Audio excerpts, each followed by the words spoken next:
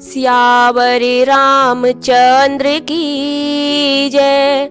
पवन सुत हनुमान की जय। तुलसी कृत रामचरित मानस कथा प्रारंभ। राम की कथा में हनुमान जी को बुलाते हैं। प्रणय बहु पवन कुमार, खल वन पावक ज्ञान घन। जासो हृदय आघार, वशई राम सर चाप धरे। तुलसी कृत रामायण, कथा कहूँ अनुसार। रामा कथा कहूँ अनुसार। आयसो आसन लीजियो, विराजियो पवन कुमार। मंगल भवनय मंगल हारी, द्रवशो दशरथ अजिर बिहारी।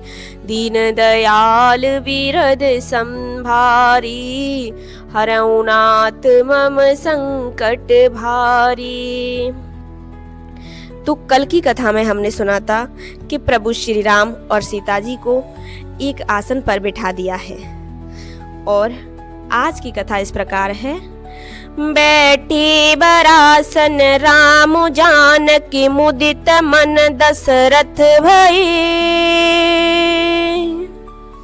तन पुलक पुनि पुनि देख अपने, सुकृत तरुवर फल नये। बरे भुवन रहा उछाहु, राम विबाहु भा सबहि कहा। कई भांति बरन सिरात रसना, एक यहु मंगल महा। तो तुलसीदास जी कहती हैं, श्री राम जी और जानकी जी श्रेष्ठ आसन पर बैठे। उन्हें देखकर दशरथ जी मन में बहुत आनंदित हुए। अपने सुकृत रूपी कलम वृक्ष में नए फल आए देखकर उनका शरीर बार बार पुलकित हो रहा है। 14 भुवनों में उत्साह भर गया। सबने कहा कि श्री रामचंद्र जी का विवाह हो गया। जीव एक है और यह मंगल महान है। फिर भला वह वर्णन करके किस प्रकार समाप्त किया जा सकता है। और तब जनक पाई वशिष्ठ आय, सुब्याह साज सवारी के। मांडवी श्रुति की रति उर्मिला, कुंवरी लई हंकारी के। कुसकेतु कन्या प्रथम सुगुणशील, सुख शोभामयी। सवरीति प्रीति समेत करिसु, ब्याह न भरत दई। तब वशिष्ठ जी की आज्ञा पाकर जनक जी ने विवाह का सामान सजाकर मांडवी जी, श्रुतकीर्ति जी और उर्मिला जी, इन तीनों राजकुमारियों को बुला लिया। और कुशध्वज की बड़ी कन्या मांडवी को, जो गुण, शील, सुख और शोभा की रूप ही थी, राजा जनक ने प्रेम पूर्वक सब रीतियां करके भरत जी को ब्याह दिया। और जानकी लघु भगनी, सकल सुंदर शिरोमणि जानिके। सोतनय दीनी ब्याहि लखनई, सकल विधि सन्मानिके। जय नाम श्रुति कीरति, सुलोचन सुमुख सब गुण आगरी। सोदई रिपुसूदनई, भूपति रूपशील उजागरी। जानकी जी की छोटी बहन उर्मिला जी को सब सुंदरियों में शिरोमणि जानकर उस कन्या को सब प्रकार से सम्मान करके लक्ष्मण जी को ब्याह दिया।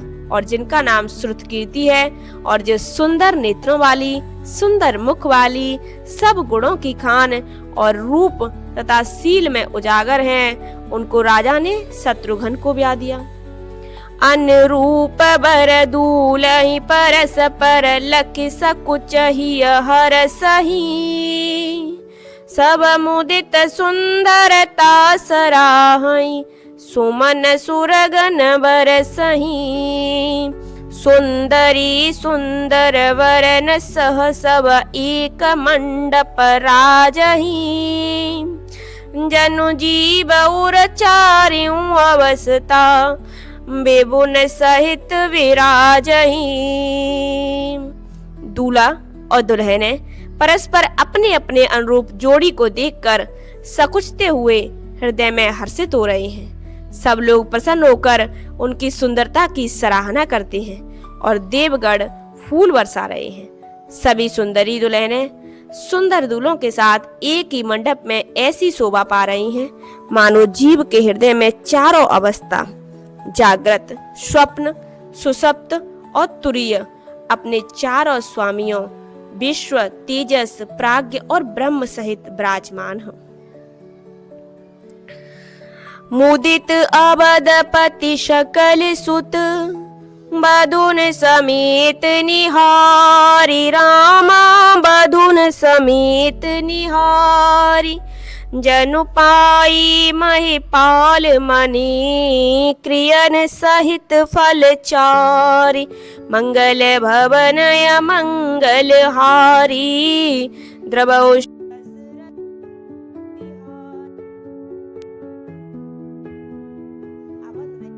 जी ऐसे आनंदित के श्रोमणी क्रियाओं सहित चारों फल पा गए हों।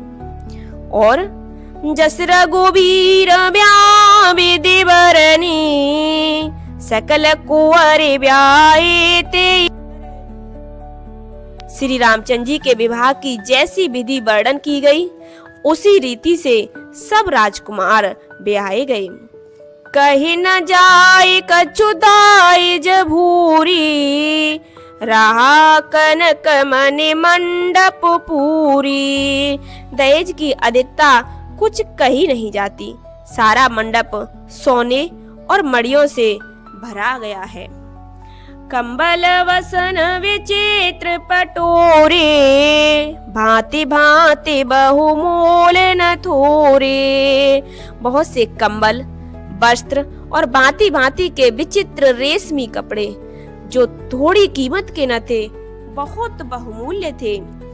गजरथ तुरग दास और उदासी धेनु अलंकृत काम दुहासी।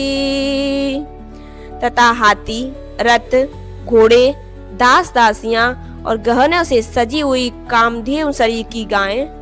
वस्तु अनेक कार्य के मिलेखा कहीं न जाए जान जिन्हें देखा। आदि अनेकों वस्तुएं हैं जिनकी गिनती कैसे की जाए, उनका वर्णन नहीं किया जा सकता। जिन्होंने देखा है वही जानते हैं। लोकपाल अवलोक सिहाने लीन अवधपति सब सुख माने। उन्हें देखकर लोकपाल भी सिहा गई। अवध राज दशरथ जी ने सुख मानकर प्रसन्न चित्त से सब कुछ ग्रहण किया। दीन जाच कहीं जो जेई भावा उबरा सो जनवासिन आवा।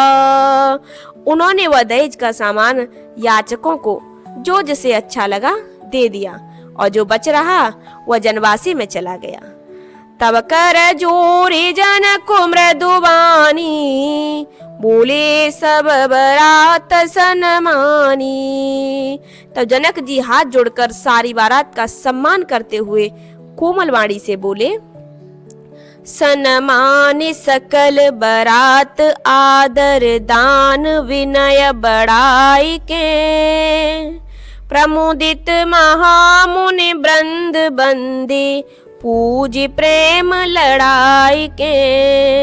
सिरुनाई देव मनाई सब सन कहत कर संपुट किए।